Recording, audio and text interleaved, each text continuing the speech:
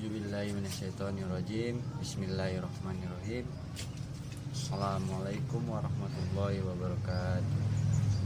Alhamdulillahirabbil alamin. Wa bihi nasta'in ala umuri dunya waddin. Wassalatu wassalamu ala asrofil anbiya'i wal mursalin wa ala alihi washabihi ajmain. Amma ba'du.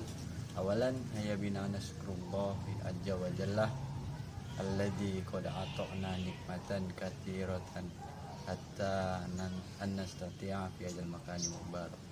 Wasania wasalim wa barik ala sayyidina Muhammad wa ala ali sayyidina Muhammad. Akhrajan nasa minal julumati ilan nur. Tak lupa rasa puja puji syukur kita atas kehadiran Allah Subhanahu wa taala, yang mana Allah masih memberikan kita nikmat kesehatan, kesempatan, keberkahan, sehingga sampai saat ini kita dapat melaksanakan aktivitas kita keseharian kita seperti biasanya. Sholawat bertangkaikan salam ke ruh besar junjungan alam Nabi Muhammad SAW. Beliau yang membawa zamannya yang gelap gulita menuju zaman yang terang benderang. Au akhrajana minal julumati ilan nur. Dengan melafazkan Allahumma sholli ala sayyidina Muhammad wa ala ali sayyidina Muhammad, semoga kelak kita mendapatkan syafaatnya di yaumil qiyamah. Amin amin ya rabbal alamin. Baik,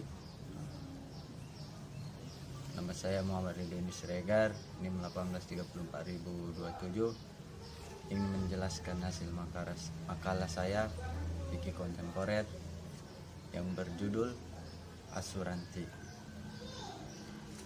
Pengertian asuransi at-ta'amin. Pengertian asuransi secara konvensional. Kata asuransi berasal dari bahasa Belanda, asuransi, yang dalam hukum Belanda disebut verzekering, yang artinya pertanggungan.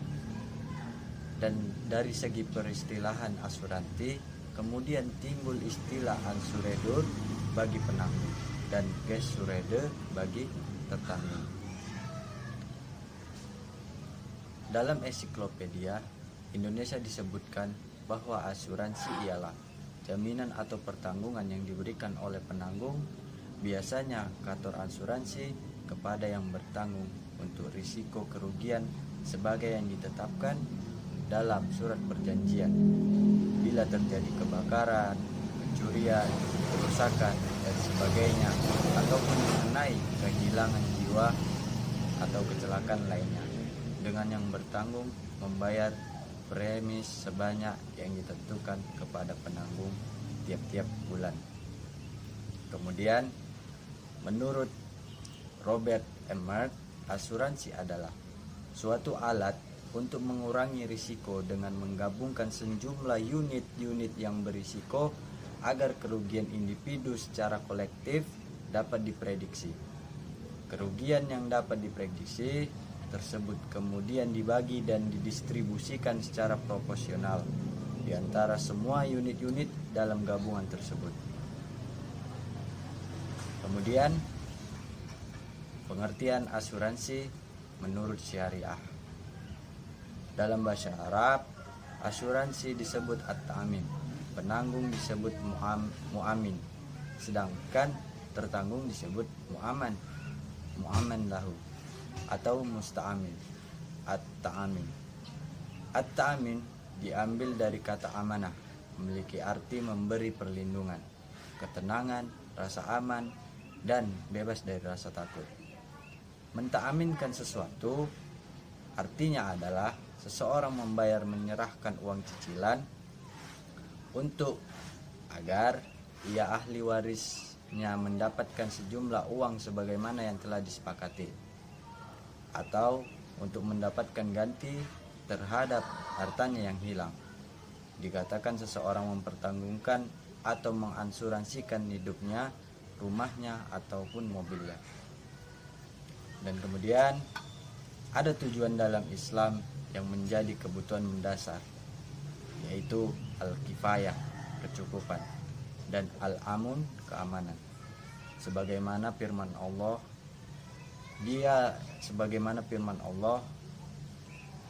yang artinya dialah Allah yang mengamankan mereka dari ketakutan. Quran surah Al-Quraish ayat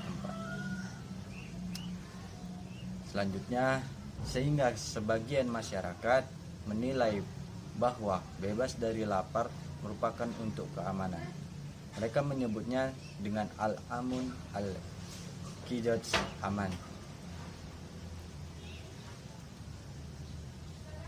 Dari prinsip tersebut, Islam mengarahkan kepada umatnya untuk mencari rasa aman baik untuk dirinya sendiri maupun keluarganya di masa mendatang. Sebagaimana nasihat Rasul kepada Sa'ad bin Abi Waqqas agar mensedekahkan hartanya sepertiga saja, selebihnya ditinggalkan untuk keluarganya agar mereka tidak menjadi beban di masyarakat. Kemudian Al-Fanjari mengartikan fadamun tafakul at-ta'amin atau asuransi syariah dengan pengertian saling menanggung atau tanggung jawab sosial.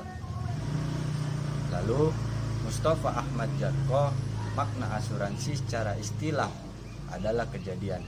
Adapun metodologi dan gambarannya dapat berbeda-beda, namun pada intinya asuransi adalah cara ataupun metode untuk memelihara manusia dalam menghindari risiko, ancaman, bahaya yang beragam yang akan terjadi dalam hidupnya. Lalu, dalam perjalanan kegiatan hidupnya atau dalam aktivitas ekonominya.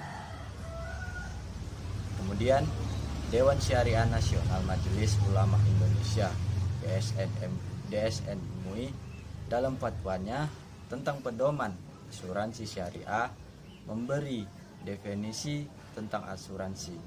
Menurutnya, asuransi syariah ta'amin tafakul ta'damun adalah usaha saling melindungi dan tolong menolong di antara sejumlah orang melalui investasi dalam bentuk aset dan atau tabarruk yang memberikan pola pengembalian untuk menghadapi risiko tertentu melalui akad yang sesuai dengan syari. Kemudian dari definisi di atas tampak bahwa asuransi syariah bersifat saling melindungi dan tolong menolong yang disebut dengan ta'awun, yaitu prinsip hidup saling melindungi dan saling menolong atas dasar ukhuwah Islamiyah antara sesama anggota peserta asuransi syariah dalam menghadapi malapetaka risiko. Kemudian asal mula asuransi syariah. Sebenarnya konsep asuransi Islam bukanlah hal baru, karena sudah ada sejak pada zaman Rasulullah yang disebut dengan akilah. Bahkan menurut Thomas Patrick dalam bukunya Dictionary of Islam, hal ini menjadi kebiasaan suku Arab sejak zaman dahulu, bahwa jika ada salah satu anggota suku yang terbunuh oleh anggota dari suku lain, maka pewaris korban akan dibayar sejumlah uang darah sebagai kompensasi oleh saudara terdekat pembunuh tersebut yang disebut akilah, harus membayar uang darah atas nama pembunuh. Selanjutnya, pandangan ulama mengenai asuransi syariah. Tujuan asuransi ini sangatlah mulia karena keinginan untuk saling tolong-menolong dalam kebaikan. Namun persoalan yang dipertikaikan lebih lanjut oleh para ulama adalah bagaimana instrumen yang akan mewujudkan niat baik dari asuransi tersebut, baik itu bentuk akad yang melandasinya, sistem pengolahan dana, bentuk manajemen, dan lain sebagainya. Kemudian dalam Islam, asuransi haruslah bertujuan untuk konsep tolong-menolong dalam kebaikan dan ketakwaan, menjadikan semua aspek peserta sebagai keluarga besar yang saling menanggung satu sama lain dalam menghadapi rezeki Allah Subhanahu wa taala. Memerintahkan untuk saling tolong-menolong yang berbentuk al-birru al-taqwa dan melarang dalam bentuk al-ismu al-udwan. Konsep dasar inilah yang mendasari asuransi Islam serta menjadikannya berbeda dengan jenis asuransi konvensional. Kemudian dasar hukum asuransi dalam Islam. Pendapat Abu Jahroh yang dikutip oleh Husain Syahata, asuransi kolektif ta'awun adalah halal. Menurutnya, asuransi jenis ini merupakan implementasi sikap tolong-menolong dalam kebaikan dan ketakwaan yang memerintahkan Allah dalam Al-Quran surah Al-Maidah ayat 2. Allah berfirman yang artinya, dan tolong-menolonglah kamu dalam mengerjakan kebajikan dan takwa, dan janganlah tolong-menolong dalam berbuat dosa dan pelanggaran. Dan bertakwalah kepada Allah, sesungguhnya Allah amat berat siksanya. Kemudian menurut Husain, tolong-menolong juga berlaku dalam asuransi kolektif swadaya yang bersifat sukarela maupun asuransi kolektif pemerintah yang bersifat harus, sebab pada hakikatnya ia adalah firman bersama milik para penggunanya. Mereka sama-sama menjadi penanggung sekaligus tertanggung asuransi. Kemudian ada suatu kejadian yang mana belum lama ini di Indonesia ada kasus seseorang yang anaknya mengalami kecelakaan lalu lintas. Anak tersebut kemudian dirawat di rumah sakit, sekaligus sebagai bapak mencoba mengurus klaim asuransi atas biaya rumah sakit anaknya. Perusahaan asuransi di awalnya menyatakan klaim asuransi tidak dibayarkan karena si anak telah melanggar peraturan lalu lintas. Coba kita lihat kasus di atas dalam dua sisi yang berbeda. Melihat dari sisi bapak kasus di atas adalah kasus yang sangat menyebalkan. Sudah harus mengurus anak yang masuk rumah sakit, bapak tersebut juga harus mengeluarkan support untuk mengurus asuransi. Padahal di awalnya untuk mengurus asuransi, motivasi sang ibu mengasuransikan anaknya adalah untuk membiayai perawatan medis apabila terjadi sesuatu dengan kesehatan anaknya. Di sisi lain, perusahaan asuransi memiliki alasan. Perusahaan asuransi telah mengikat perjanjian dengan bapak dan anak tersebut dalam sebuah kontrak asuransi. Dalam kontrak tersebut terdapat klausul pengecualian pembayaran. Salah satunya adalah pelanggaran terhadap hukum. Nah, kalau kasus ini yang digunakan perusahaan asuransi untuk menyatakan tidak mau bayar. Masalah klaim dari seseorang ternama yang anaknya mengalami kecelakaan yang menewaskan 7 orang di jalan tol masih berlanjut. Pihak Prudential menolak membayar klaim yang diajukan sebesar 500 juta. Bagi sebagian orang atau mungkin ada sendiri menjadi ragu akan kesungguhan perusahaan dalam membayar klaim, karena klaim adalah tujuan nomor 1 ketika mengikuti atau memutuskan ikut dalam suatu perusahaan asuransi. Dalam hal ini Prudential, seperti yang kita ketahui dari berita yang berkembang bahwa keluarga seseorang tersebut telah bertanggung jawab, terlepas realisasinya seperti apa bukan konteks kita pada saat ini. Para korban akan disekolahkan, akan ditanggung sampai lulus kuliah, biaya hidupnya akan diganti, dan lain sebagainya. Upaya seseorang tersebut luar biasa. Memang selayaknya sebagai seseorang orang tua membela anak yang sedang terkena masalah. Itulah orang tua. Beban yang ditanggung orang tua sangatlah besar. Dari sisi hukum harus dipertanggungjawabkan, dari sisi moral harus menghadapi tudingan masyarakat. Dari segi biaya, pertanggungjawaban terhadap keluarga korban juga tidak kalah besarnya. Belum lagi potensi kerugian akibat seseorang tersebut tidak dapat bekerja dikarenakan mengurus masalah sang buah hati. Hal yang sewajarnya terjadi pada diri kita sendiri. Pada dasarnya kita sebagai manusia tidak menyukai atau cenderung menghindari masalah. Jika Tuhan mengizinkan jangan ada masalah di dunia ini, kata hati. Tapi kenyataan tidak demikian, maka reaksi kita sebagai manusia adalah berusaha meminimalisir atau mengurangi masalah. Dalam konteks ini, biaya rumah sakit yang anak sebesar 500 juta, di mana seseorang berusaha mengupayakan agar terbayar.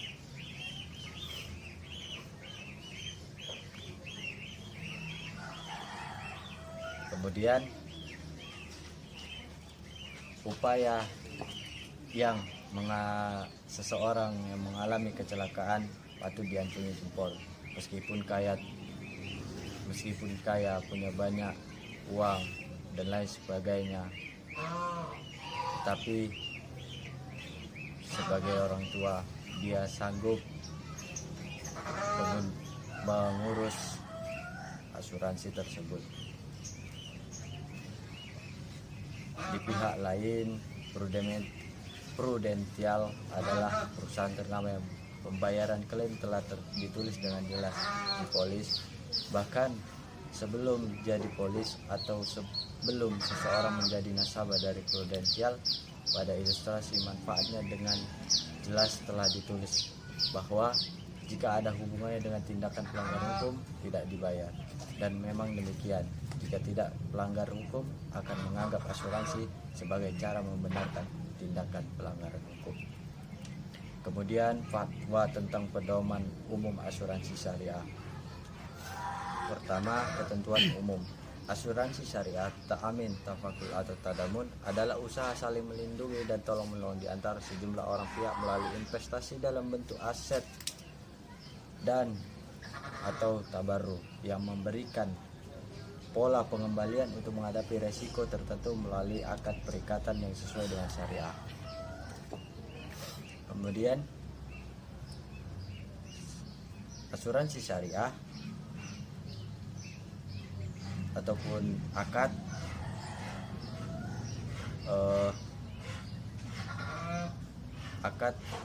yang sesuai dengan syariah yang dimaksud pada poin 1 tadi adalah yang tidak mengandung gharar ataupun penipuan, masyir, perjudian, riba, julung, penganiayaan, riswah, suap, barang haram dan maksiat.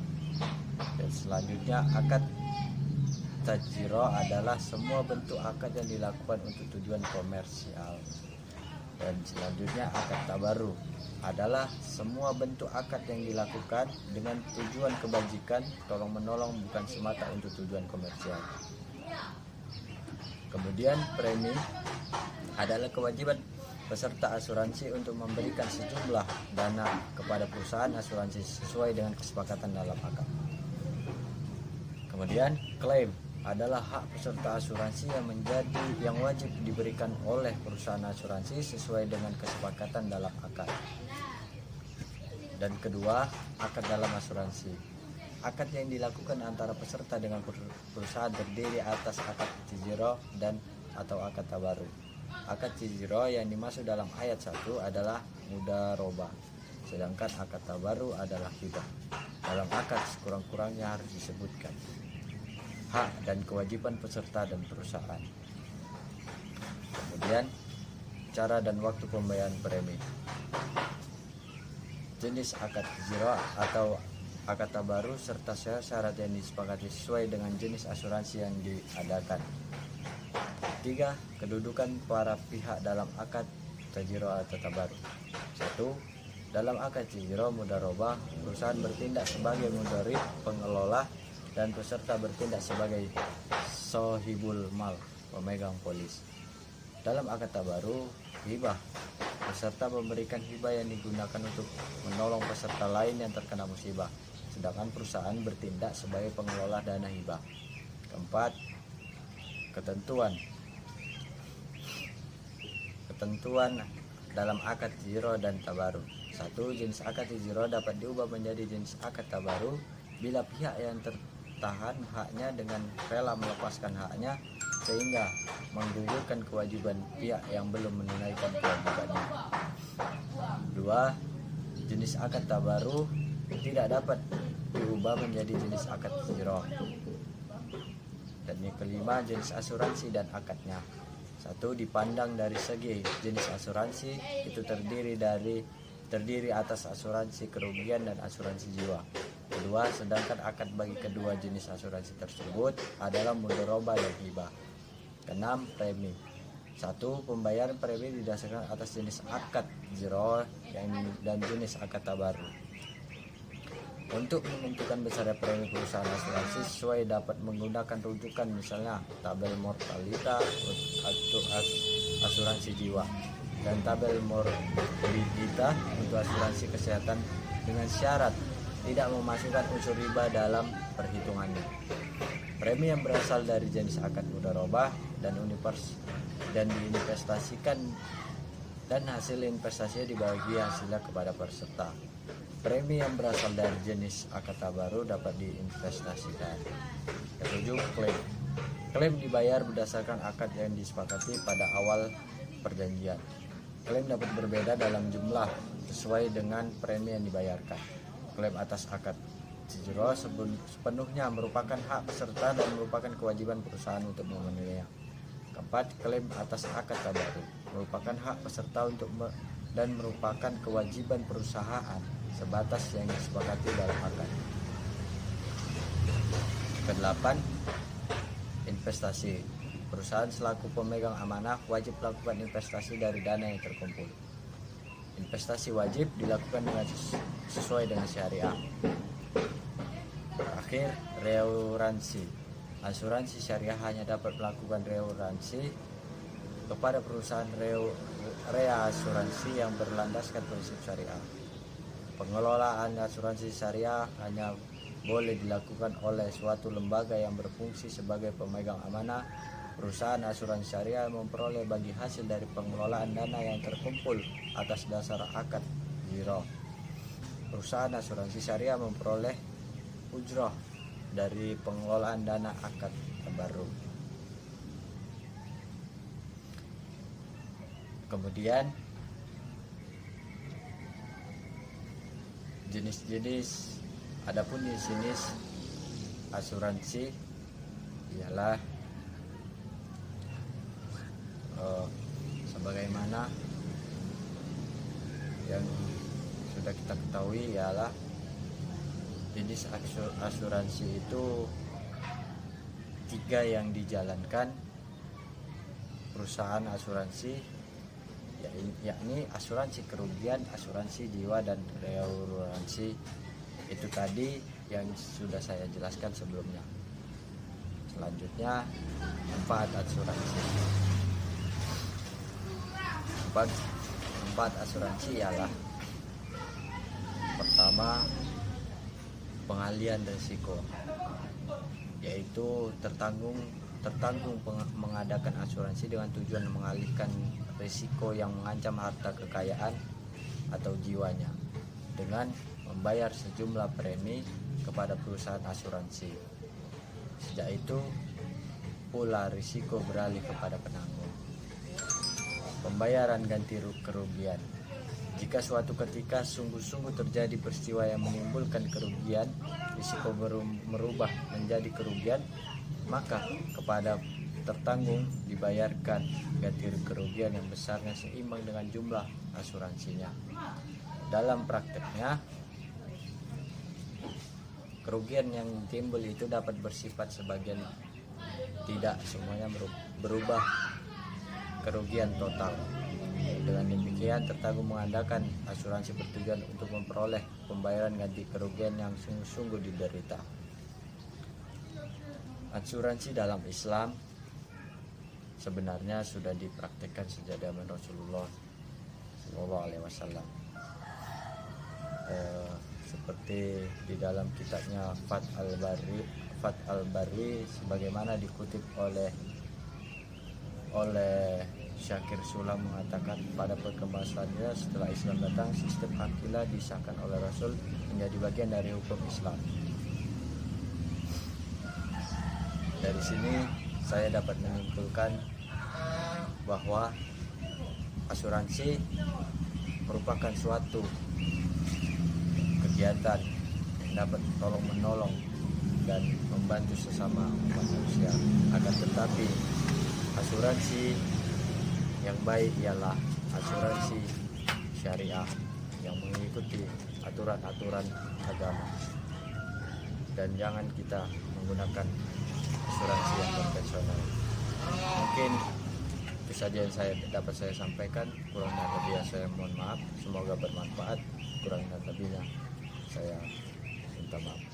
Saya sudahi. Wabillahi taufiq wal hidayah. Waridai wal inayah. Assalamualaikum warahmatullahi wabarakatuh.